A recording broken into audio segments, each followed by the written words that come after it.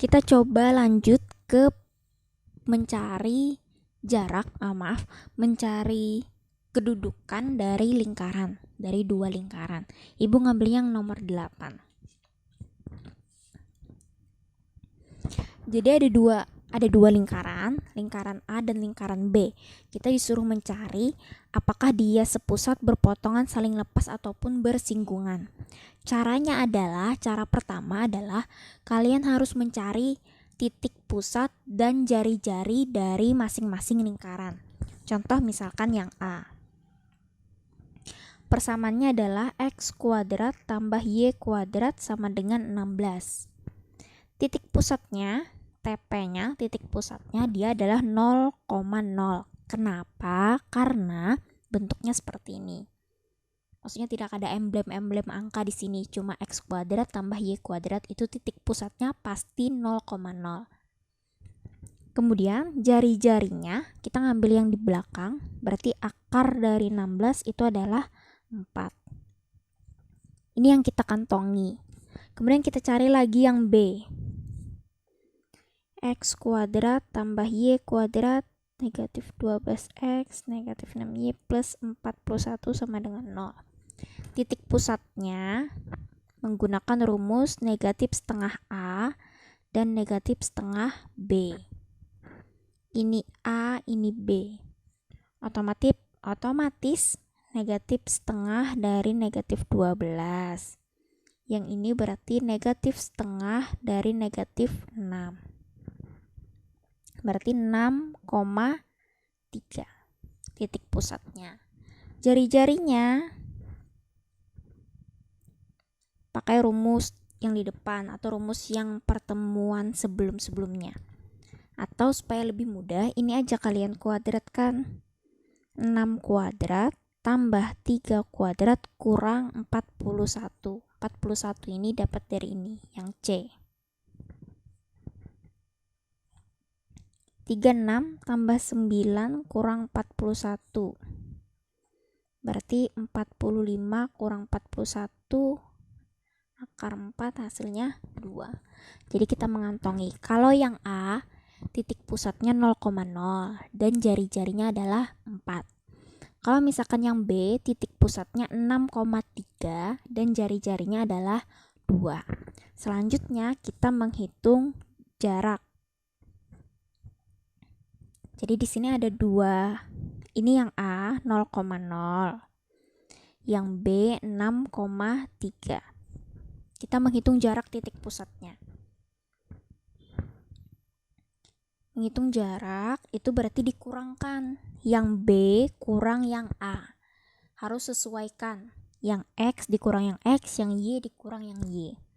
Berarti 6 kurang 0 kuadrat tambah 3 kurang 0 kuadrat. Berarti 6 kuadrat tambah 3 kuadrat. 36 tambah 9 berarti akar 45. Akar 45 itu 6, berapa kayak gitu. Sekarang kita lihat. Sekarang kita lihat. Kalian bisa lihat di halaman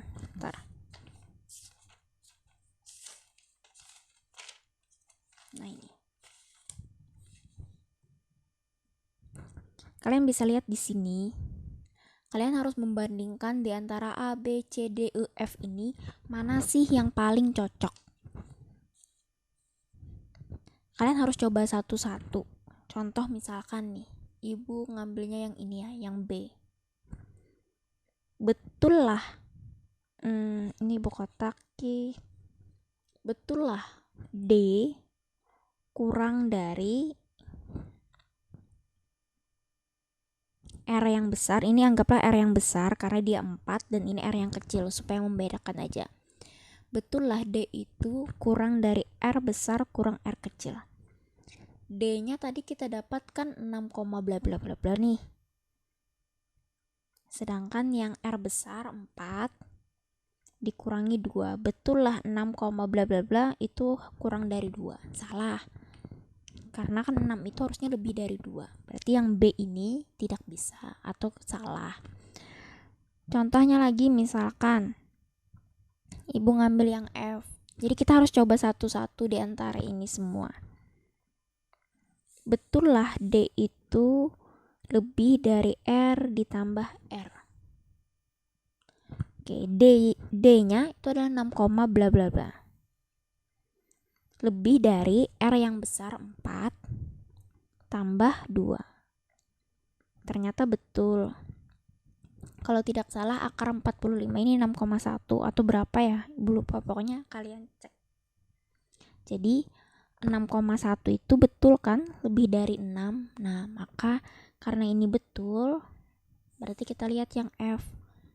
Jadi jika itu terpenuhi, maka lingkaran itu tidak berpotongan atau bisa dikatakan saling lepas. Jadi gambarnya seperti ini. Otomatis berarti jawaban yang nomor 8 ini itu adalah saling lepas. Tapi yang paling sering keluar antara titik, kemudian garis, dan lingkaran, soal yang paling sering keluar itu adalah yang titik. Jadi untuk lingkaran dan garis itu jarang dikeluarkan pada saat ulangan ataupun pada saat ujian. Habis ini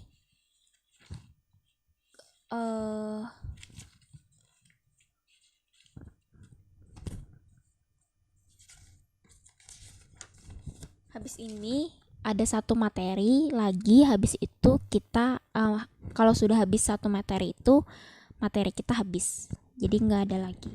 Jadi ini termasuk 2 terakhir dari materi yang akan dibahas.